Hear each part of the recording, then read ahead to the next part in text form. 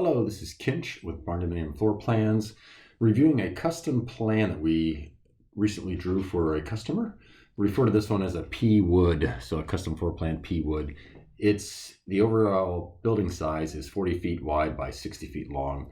So the ridge goes left to right on this plan. So for the vaulted ceilings, which is labeled in the kitchen there and the living room, the middle of the plan from top to bottom will be the highest point of the ceiling there for the vaulted ceiling. The living area on this plan is 40 foot top to bottom, 35 feet left to right. I would refer to that as 35 by 40 for whatever weird reason. Although a lot of times you'd also hear the width of the overall building first. So that's 1,400 square feet of living area, and the shop or garage is 1,000 square feet at 25 feet by 40 feet. And once again, overall size is a 40 by 60. This plan has 3 bedrooms, 2 full bathrooms, but the 2 bedrooms are a little bit smaller. So I don't think that this is something that someone's planning to have people live in full time. It's probably a guest bedroom, so being smaller is fine. They're not going to use it. They might use it as an office or some kind of sewing room or an extra rooms, basically. And later on in the video, I'll actually show you where I would add space to this plan if you added 5 feet to the living area or 10 feet to it. I will actually, using a software program on Microsoft called Paint, expand the building and show you how I would do that, or how I would suggest if you wanted to modify a plan of ours or anybody else's, or sending information, how I would actually show that and where I would add the space to a plan like this. This is the electrical layout of a 40 by 60 overall building size. So the garage is quite a bit larger than a regular 2-car garage. In most homes would maybe be about 25 by 25 instead of 25 by 40. This is a very open concept kitchen to living room area there. It's got 1 ceiling fan in the living room. Some people I think might add 2 there. They also have 1 in the kitchen, and the island is quite large and includes room for 4 bar stools right there to sit at. Would you want more space, less space in the living room? It really depends on how much space do you currently have. And let me tell you the size there. The living room is 15 feet left to right, and top to bottom, including the hallway area, is 24 feet. Is that big enough? Is that compared to what you currently have? I often recommend people, hey, what size room do you currently have? Measure it. Do you want more space in one dimension or another? What size living room do you currently have? Do you wish it had more space or different size overall? That's the best thing for people to say, hey, how big is that? Well, compared to something you already know, or some room you like somewhere else that you've been to, or an in-laws or a friend's layout, measure those different rooms, measure the bathrooms, and really say, hey, this seems great for a powder room, or this seems great for a master bath. Which on this plan, it's interesting that they had us draw 2 showers. That's one place I might either go to just a tub shower combo, or if you have the need for a roll-in or something else, a 0 entry shower, you can do that as well. So this is a bit of an oddity in a plan that somebody would show 2 showers instead of a tub and a shower combo there. The second bathroom does have a normal sized tub in it. Both bathrooms have 2 sinks. The mudroom there in the middle has room on the back side. There it shows cabinets and space to actually fold clothes. I know it's a big thing. Most people want to be able to fold some clothes. In that mudroom, there's also a sink. So if you've been outside working on the property or in the garage, you've got a sink right there that you can use instead of coming all the way into a bathroom. I can tell you my parents' barn though, they have a half bath accessible from the garage itself and only accessible from there. So that way you can contain, like, okay, I'm dirty, I'm going to come here, not even come into the house, not track anything inside until you've had time to visit the outside bathroom or the bathroom accessible from the shop. On the electrical plan here, I just wanted to show you some of the different details here where we're showing canned lighting, we're showing the linking of the electrical to plugs on the walls, the outside lighting, the little areas here that are also showing where we put electrical plugs. Some people are very specific and they say, hey, I want a welder in the shop, so please note that. On the top here, we have a little note indicating what they want for like a gas line even. Like, hey, this is gonna be a gas stove. Please note this so the builder knows to make sure they run a gas line here. So that's where some people also know, hey, in this room, I'm going to have 3 appliances. I need three plugs on this wall. Or the mud room, I want an extra 2 plugs. We can show whatever you'd like. And some people, once again, are so specific because they have that need or they realize that they wish they had one more plug or a different type of plug somewhere. On this plan here in the garage, you can see the hot water heater and furnace. We can draw those for you if you'd like an area, or even build out a room for a mechanical room. We can show that. Some people, if they have a normal 8-foot or 10-foot tall ceiling, which this plan is noting 12-foot tall ceilings in, it looks like the master suite, and then 10 foot elsewhere. Some people will have those above that ceiling. Other people are going to have those out in the shop, or once again in a mechanical room in the shop or inside the house itself. Something else I want to point out is on this plan, we show the little squares in the exterior walls. So somebody came to us and said, hey, the building we're going to buy has poles, columns, every 5 feet on the exterior, except for a few places where they're going to reinforce it not to have that. Let me just note that usually 5 feet is very small. It limits you on where your doors and windows are, but more importantly, I've not seen very many buildings that have bay or column spaces that tight. Usually this type of building is not engineered. It's not made for residential structure. So there was a customer recently that we said, hey, that's really tight. I don't think it was this specific customer, but they had 2.5-inch tubes, square tubes for their columns. And I was like, you might really want to check on this. I don't think that sounds like it's very secure or it's very strong. It's probably not engineered. And if you're going to be living in this, it's best to have something that's quite sturdy. They checked into it, came back and said, yeah, the company lost its business license. And no, it does not seem like this really checks all the boxes for something I'd want to live in. I personally own a barn that it's made out of wood framed. It is engineered, so you can build it out as a barndominium in Colorado. So it's 2x6 lumber, 3-ply. So it's 3 of them glued or nailed together. And that spacing is 9.5 feet. So if it's a metal structure or a pole barn, most likely your base spacing is going to be somewhere around that 9.5, 10, 12 feet maybe. If you go tighter than that, you've got to start questioning, what is this building usually used for? And is it engineered to withstand wind load, snow load, or anything else that's in your area that you should be concerned about? And a lot of people will then check into that and go, oh, it's not for that. Or the history of these buildings, I know some people in Texas have been building buildings for over 30 years. They weld their buildings together. They're not engineered, but they have the track record of surviving the weather there in around the San Antonio area, as well as actually they used to build in 30 or 40 counties in Texas. So going out and buying a building that seems cheap can be a bad thing for you if you're just, hey, this is a great price and they said it'll work for us. If the base spacing is less than 9 feet and the size of the columns is, in the case of the one customer, 2.5 inches, I would question that.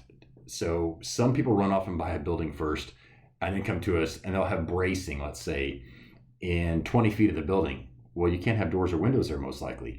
So some of the buildings with small columns are issues. Some of the buildings that are large, that are more commercial style with the huge columns that are spaced out 25 feet and they're 2.5 feet from top to bottom, those create issues for barndominium plans when you don't want to show those columns in your house. So a side note there, but something definitely to pay attention to as you think you're getting a great deal on a building, or think that any building is going to work because we can move the windows and doors around as we did on this plan to make it work. Getting back to the sizes of the rooms, the kitchen is 15 by 15. The living room, once again, is 15 by 24. The master bedroom is 10 feet, about 11 inches left to right, 15 feet top to bottom. Bedroom 2 is there in the center. That's 9 feet 8 inches by 8 feet 5 inches. So that's really tight right now. If you know you're going to use this as an office, or you know that, hey, this is just a spare room with a queen bed or a single or bunk beds for the grandkids or somebody or for some kids, it may be great, right? Why make that room large if you're really not going to use it very often? Bedroom 3 is 9 feet 9 inches by 10 feet. And once again, if you move these doors so they're not angled, you're going to gain some more space in these rooms. The shop has nice 12-foot wide garage doors. Easily get in and out of those with a car, truck, large SUV. Now I'm going to show you what I would recommend if you're like, yeah, this is a little too tight for me. I like this layout, but really I'd like some more room in one or both bedrooms and or the master and or the living area. What we suggest, and we have other videos that show exactly this, I'd say, hey, you can download this image off of our website of any plan you like, or email us, and we'll send you an image that you can then modify. The simplest thing to do is just to tell us, hey, you know what, I like this plan, but I'd like to add 5 feet, or let's say 10 feet. Let's get really crazy here. I like to add 5 feet here. So I draw something, in this case, blue. I then add text. I'm going to change this to background fill. Add 5 feet here.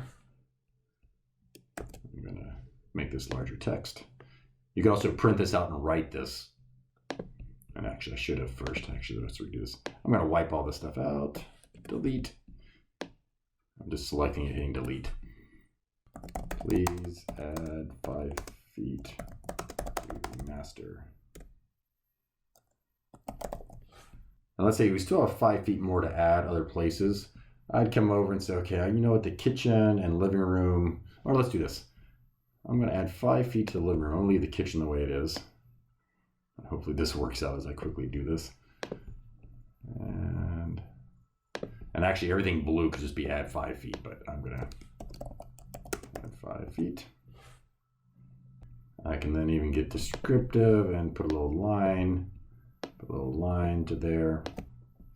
So we still have 5 feet. We can go different places. Let's say each bedroom, we want to add 2.5 feet more. So I'll go back to drawing.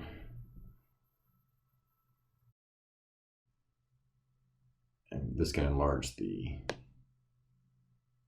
mudroom and the bathroom as well. And we still, so now down here we have 10 feet total. We added 5 to the master. We could have made that 10 and made the master slide way over. And let's say we add the other 5 feet. Actually, let's split it between the kitchen and the master bath because you want a larger tub and you still want room for a shower.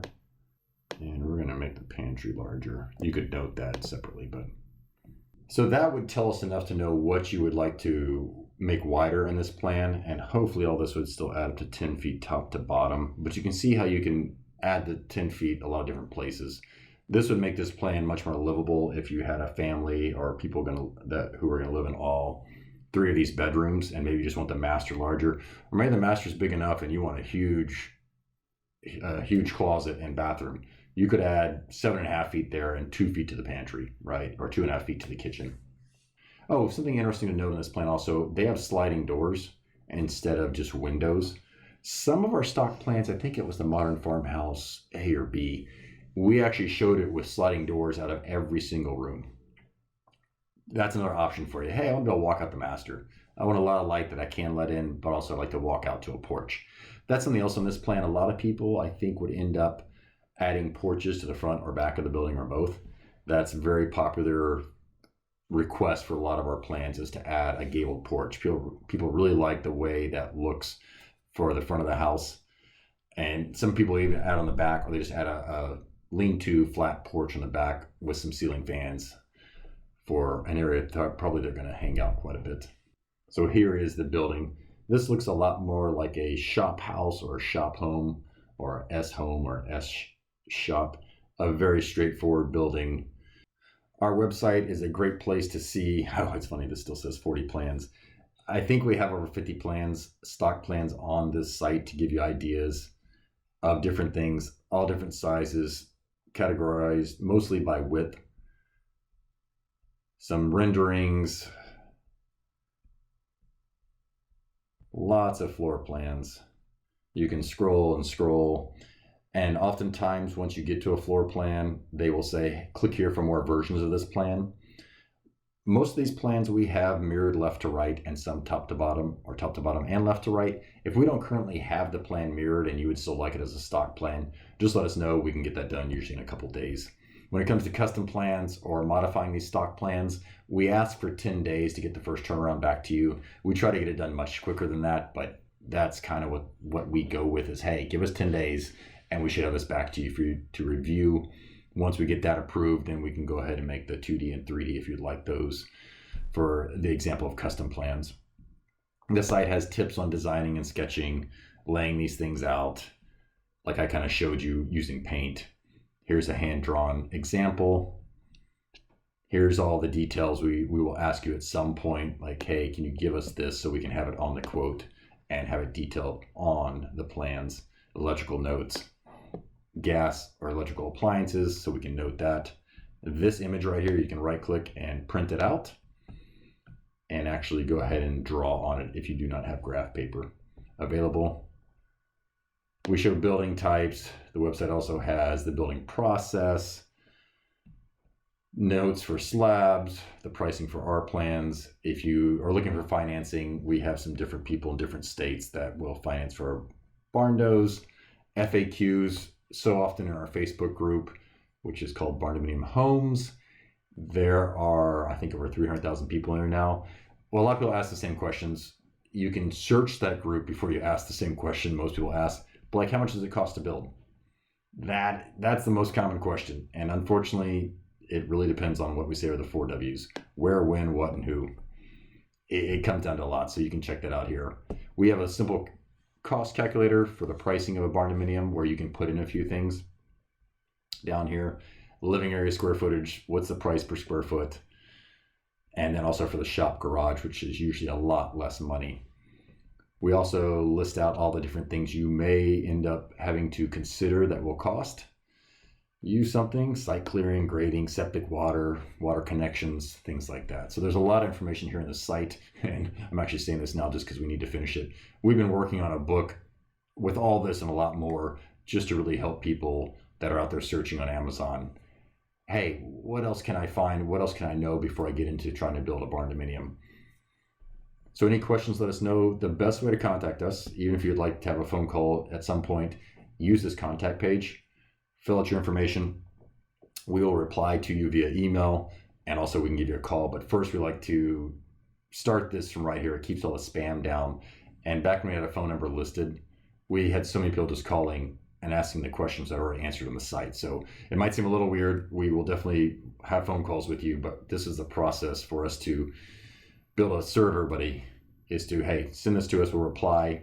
If you already have an image created with some sketch or an image edited, we'll reply and say, hey, go ahead and send that to us, and we'll review it for you and get you a price once we've gone back and forth and know the details of everything you would like to have. But once again, a lot of this is right here. If you want to go quick, read over this page right here, custom design and sketch tips.